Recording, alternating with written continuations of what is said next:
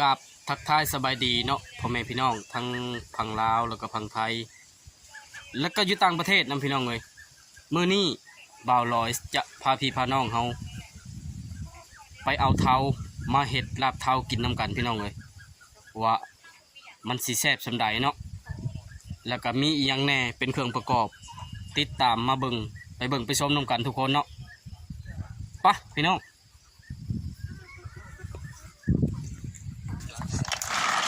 ก่อนอื่นพี่น้องแม่บุญมีสิมาต้มหอยก่อนเนาะล้างหอยมันสะอาดแล้วจังเอาใส่หม้อต้มพี่น้องเลยตอนนี้กำลังปรุงเครื่องใส่ต้มหอยอยู่ทุกคนเนาะเกลือพี่น้องนี่ใส่ลงไปนี่เกลือ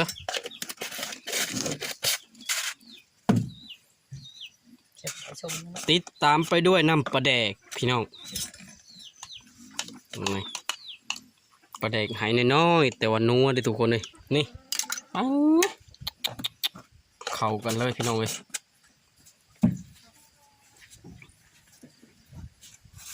มื้อนี้เอาสุดสีมือเลยพวกนี้เนาะรสชาติหรือว่าความแซ่บพี่น้องมะเขือทุกคนนี่ใส่ลงไปนี่ใส่ลงไป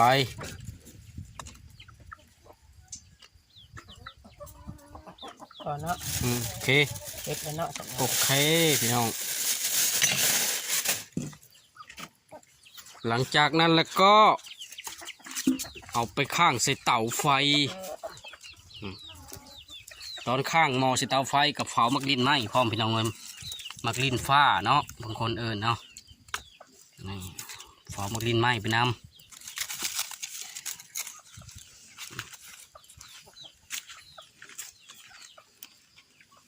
เอาฝามาปิดก่อนพี่น้องเลยปิดฝาไว้ก่อนพี่น้องเลยใบพักอีตูหรือว่าพักนางตูทุกคนเนาะใส่เข้าไปหลังจากนั้นแล้วก็ไปเอาส้มพี่น้องเนาะเอาส้มมาใส่ต้มหอยนี่แหละทุกคนเนาะมื้อนี้บรรยากาศพอดีทุกคนบ่แดดแล้วก็บ่ร้อนพี่น้องเอ้ยครึ้มฟ้าครึ้มฝนจักน้อยเส้นเก่าเส้นเคยพี่น้องเอ้ยบ่มีมะขามก็เอาใบนี่ใส่ก็ได้พี่น้องนี่บ่ลอยเคยเอาไปใส่ให้พี่ให้น้องเขาเบิ่งอยู่เทื่อนึง2เทื่อแล้วเนาะเขาต้องปิดเอาใบอ่อนๆพี่น้องเอ้ยนี่คือใบส้มแซวพี่น้องเนาะใบส้มแซวส้มเสียวแต่ว่าบ่ฮู้พี่น้องเฮาสิเอิ้นใบอีหยังเนาะเฉพาะบ่ลอยเอิ้นใบส้มแซวพี่น้องก็ส้มคือกันได้ทุกคนเนาะนี่ส้มๆคือกันกับใบมะขามหรือว่ากับมะขามพี่น้องเอ้ยมันเฮ็ดให้ลดความคาวลงไปเนาะแต่ผู้บ่เคยกินก็อยากกินยากหน่อยนึงแต่บ่ได้กินดอกพี่น้องเอ้ยให้มันเอาความส้มของมันไปคาวลงไปเนาะต้องหาใบอ่อนๆประมาณ1 กำมือพี่น้องเลยเนาะปะไปใส่ต้มหอยมันนี่เปิดฝาสะอาดเรียบร้อยพี่น้องเนาะผึกลงไปเลยแล้วก็ไปเก็บผักพี่น้องเนาะผักเขาก็มีบ่หลายทุกคนเนาะได้หอมเปย์อยู่บ่เฮ้ยโอเคหอมแพรวดิโอ้พักกับบอยงามบันไดพี่น้องเลยเนาะพอมันขาดทุนขี้เป็ดขี้ไก่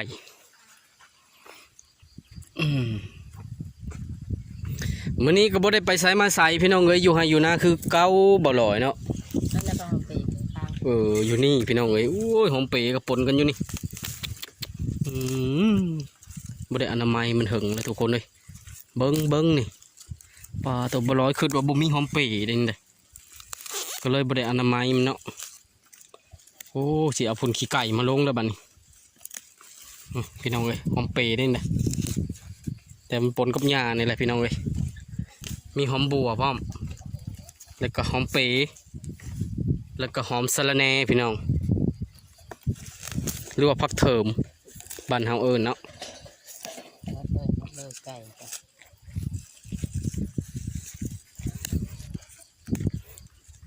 เฉพาะเท้านี่คือน้องกำลังเอามาอยู่พี่น้องเลยบ่ลอยบ่ได้ถ่ายบ่ได้ไปถ่ายให้พี่ให้น้องเขาเบิ่งเนาะน้องกำลังเอาไปเอามาอยู่เดี๋ยวนี้เนาะบ่ลอยบ่ได้ไปเอาเอง แต่ว่ากะเกียมเครื่องปรุงไว้ทาพี่น้องเด็ดไปเด็ดไปโอ้ย เข้าไปก่อนนะ มันขาดพุ่นทุกคนเลย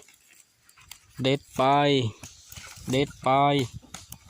แล้วก็เด็ดไปพี่น้องเด็ดอีกเด็ดตื่มเข้าไปอีกมันนี่ไผบ่ได้กินพี่น้องเลยเสียใจเลยมันนี่เนาะเพราะว่าเบาลอยสิเห็ดสุดสีมือเลยได้พี่น้องเลยหลับเท้าเนาะเอาแซ่บๆเลยทุกคนเลยหลังจากเก็บพักมาเรียบร้อยเบาลอยพาพี่พาน้องเราไปเบิ่งมะแขว้งพี่น้องเลย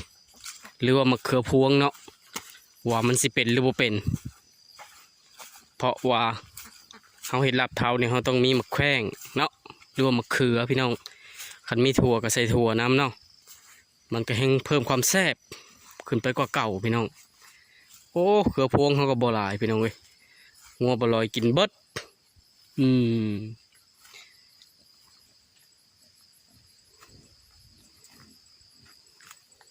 มีบ่หลายทุกคนเลยเนาะงัวกินใบมันก็เลยบ่มากพี่น้องเลยมากอยู่ก็แต่บ่หลายเนาะ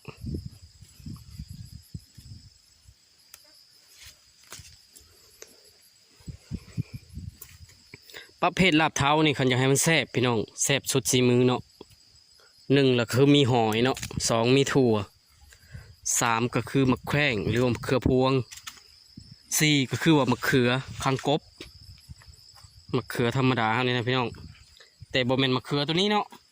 มะเขือตัวนี้มันสิเป็นมะเขือคืนไปทุกคนเลย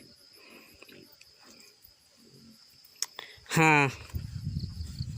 เฮาก็คือมีหอยพี่น้องเนาะหกบางคนมีเห็ดซีนได้เห็ดซีนเห็ดอย่างอ่อนๆมาพี่น้องเลยเอามาใส่ก็แซ่บได้หากแต่อย่าลืมนำปลาแดกทุกคนเนาะในการเห็ดลับเท้าเนาะมันจังสีแซ่บต้องใส่กับน้ำปลาแดกเด้พี่น้องเลยฮะถึงว่ามันคืนก็ตามพี่น้องเนาะเอาไปซอยให้มันป่นกันเนาะคืนกับบุคืนแห้งไปเลยดอกเพราะว่าเขาใส่บุหลายเด้นี่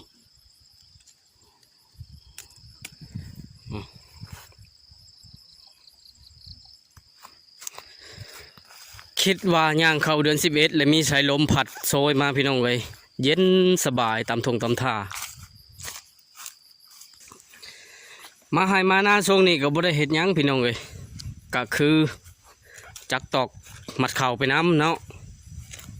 จักไปน้ำตากไปน้ำพี่น้อง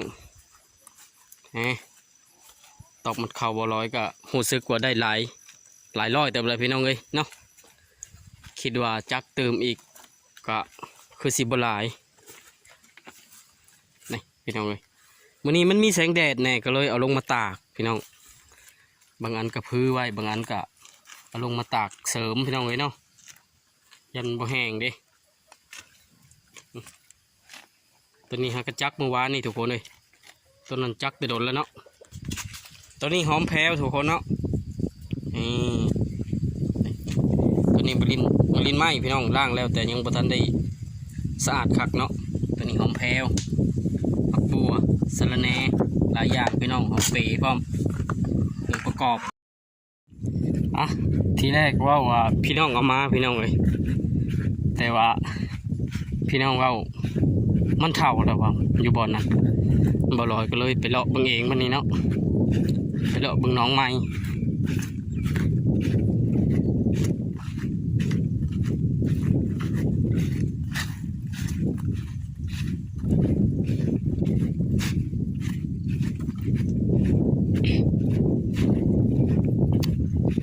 โอ้แยงก็พอทันลงมาแปลงพี่น้องเลย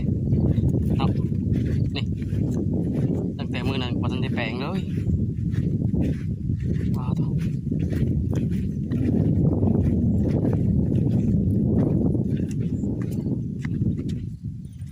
เห็นทอดป่าพี่น้องนำใส่นะ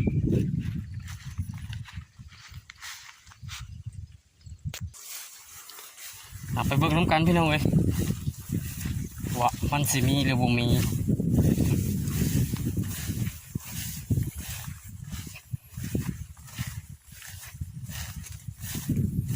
ตามเบาลอยมามือซื้อนี่พี่น้องเว้ยพอดีงามเนาะมันออกนะแต่ว่ามันสิมีอยู่บ่มันนี้เนาะจะว่าเท่ามันเลยบ่จักทุกคนเลยนี่พี่น้องก็คือไห้นี่แหล้วเนาะ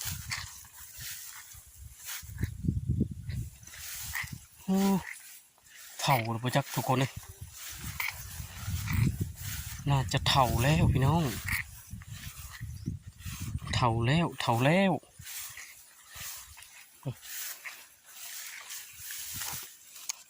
มาลอยลงไปสอนมันก็เด้อทุกคนเด้อ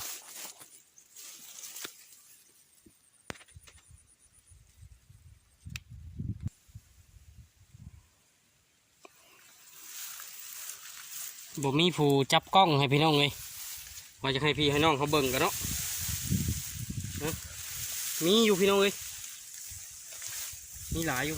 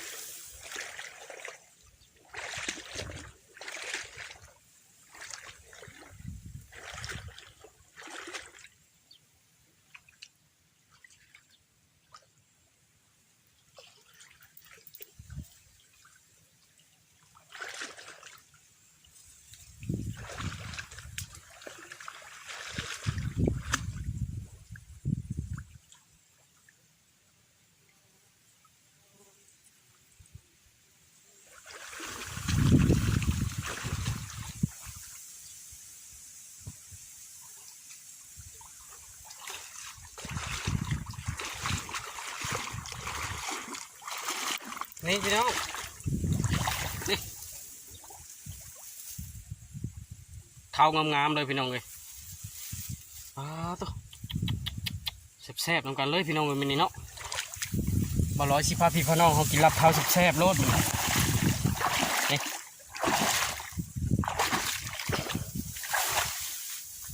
มันจะเท่าในอะไรทุกคนเนาะเพราะว่ามันสายแล้วเนาะมันก็จะเท่าแล้วโอเคสำนี้ก็พอกินแล้วพี่น้องเลยเนาะเท้ามันหลายอยู่ทุกคนแต่มันจะเท่า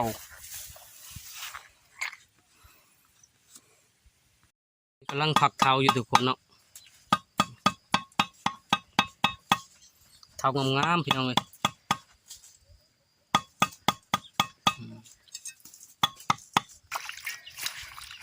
ตอนนี้กำลังล่างพักอยู่ทุกคนเลยนี่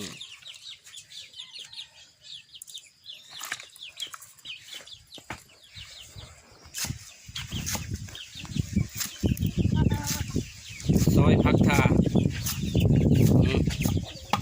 ซอยห่างๆพี่น้องยำทีๆเอา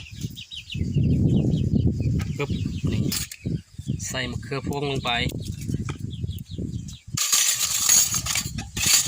มีมะเขือ ส่มะเขือคืนซอยบางๆพี่น้อง คืออีสานเขาเชื่อมาแห้งขมนะ บ้านเฮา เฮ้ยขมกินก็จนไม่ได้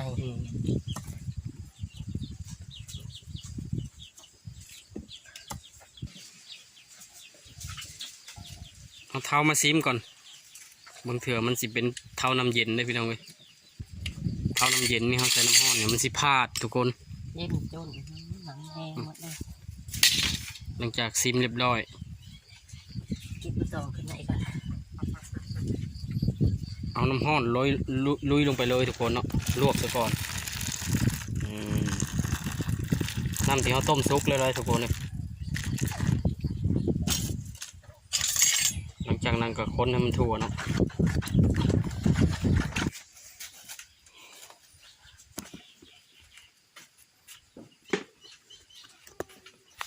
หมด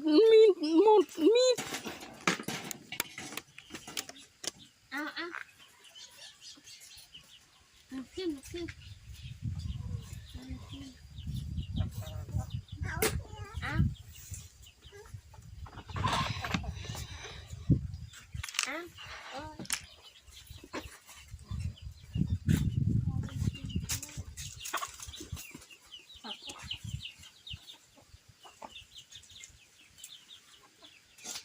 ทำไมเนี่ย จิ้มหอยก่อนพี่น้องเลย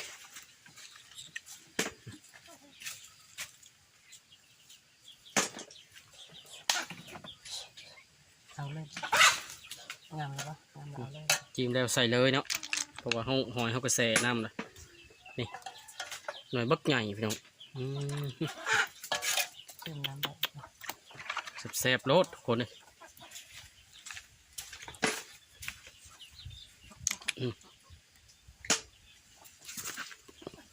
หน่วยใหญ่แห้งทุกคนหัวหอยตำแจ่วทุกคนหอยใส่ลงไปเรียบร้อย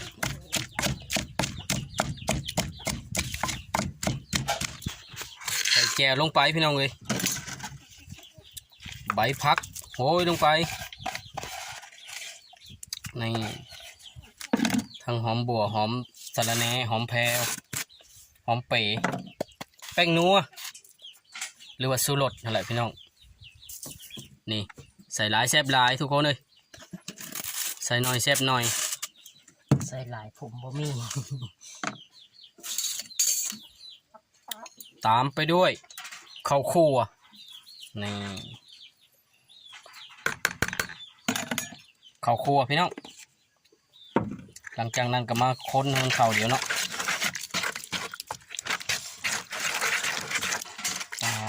ปุ๊บพี่น้อง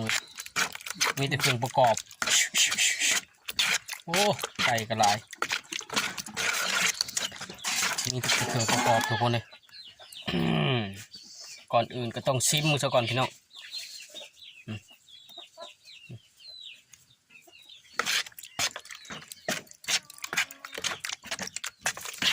หอยลายกว่าเท่าแน่บาทเลย ซิมก่อนทุกคนเลย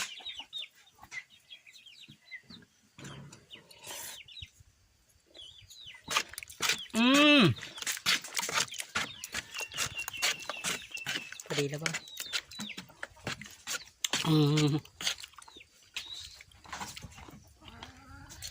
แซ่บๆพี่น้องแซ่บแห้งตัวโอ้ยเกิดจังเลยเลยปลาแดกปรุงใส่ลงไปจังน้อย ไปได้กินข้าวแล้ว คนทำมันทั่วๆอีกหน่อยหนึงบ่โหยบ่ คือประเด็นเลยเห็นได้ประเด็นเลย เอาอีกบ้านหนึ่งนี่โอ้ยขักเลยทุกคนเลย รถจอดไป ปรุงเอาเจียวจำเลย มัดเลยได้ นัดบ่ ยังไงเดียวเลย ใส่เลยนี่จวดเข้าไปเลยทุกคนเลยมาเด้อพี่น้องเด้อ คนละ เบิ้งนี่เต็มถ้วยพี่น้องเลยนี่มีทั้งโคจิรอแล้วก็แมงคามพร้อมทุกคนเลยเนาะ แล้วบ่